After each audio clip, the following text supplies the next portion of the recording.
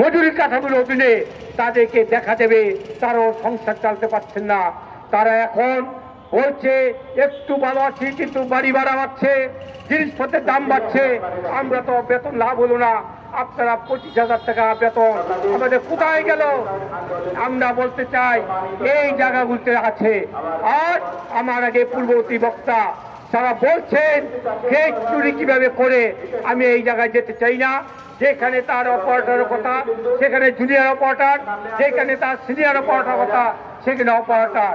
এই জন্য শ্রমিকদের অবস্থা নতুন করে শ্রমিকদেরকে ছাঁটাই, নির্যাতন, হামলা মামলা এবং জুট ব্যবসায়ী যারা, এই সরকারের পুলিশ দ্বারা এবং যারা কন্ট্রাক্টর আছে কন্ট্রাক্টর দ্বারা আমাদের শ্রমিকদের উপর নির্যাতন চলছে। বন্ধুরা আমার, কথা হচ্ছিল জামালদ্বীপ সেই কারখানা কথা, সেই স্পেশালিস্টের কথা না খেয়ে আছে। এলাকার লোক বাড়িঘর থাকার ব্যবস্থা আছে, তাদেরকে 8,000 টাকা বেতন দিচ্ছেন না, তাদেরকে চাকরিচ্যুত করা হলো। এইভাবে যদি চলতে থাকে গার্মেন্টস শ্রমিক ট্রেডগুলো কি চুপ করে বসে থাকবে? নিশ্চয়ই চুপ করে বসে থাকতে পারে না। যেখানে শ্রমিকের নির্যাতন, যেখানে অত্যাচার, যেখানে চুরি, যেখানে হামলা মামলা, তার বিরুদ্ধে গার্মেন্টস শ্রমিক ট্রেডের দায়িত্ব শ্রমিকদের পাশে থেকে শ্রমিকদের নিয়ে আন্দোলন করলে তাদের সেই ন্যায্য দাবি দেওয়া পাওনা আদায় করে দেওয়ার জন্য। আমি সর্বশেষে একটা কথা বলতে চাই,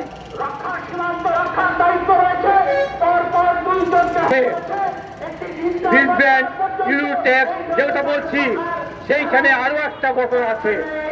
অনেক কর্মচারী আছে তারা খুব বিপদে আছে, তারা অনেকে শ্রমিকের চেয়ে সিনিয়র অপারেটর চেয়ে বেতন কম পায়। সেইখানে আমাদের এই সংগঠনের অনেক আছে।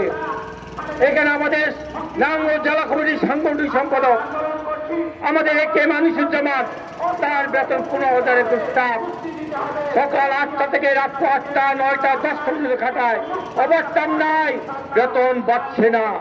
আমাদের জেলা কমিটির সদস্য তাইজুল ইসলাম, যে আমার কাছে স্লিপটা ধরে গিয়েছিলেন, সেই ইউনিট স্টাফ, তাকে চাকরিচ্যুত করা হলো একটাই কারণ, গার্মেন্টস শ্রমিক ট্রেড কেন্দ্রের আন্দোলনের সাথে সে আছে এবং গার্মেন্টস শ্রমিক ট্রেড কেন্দ্রের জেলা কমিটিতে আছে।